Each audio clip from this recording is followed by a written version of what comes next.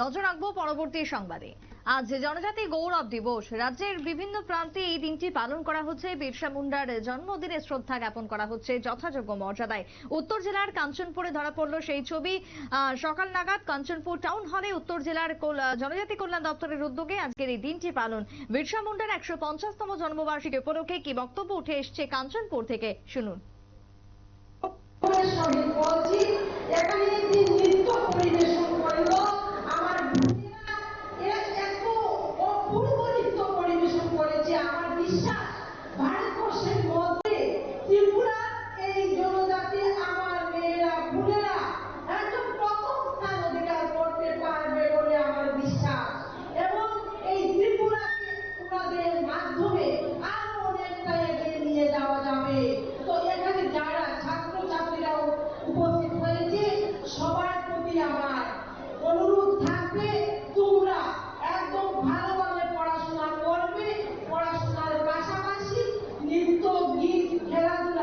সমস্ত ক্ষেত্রে তোমরা যদি এগিয়ে যাও তাহলে ত্রিপুরায় এক সময় শ্রেষ্ঠত্বের আসন পাবে ভারতবর্ষের মধ্যে।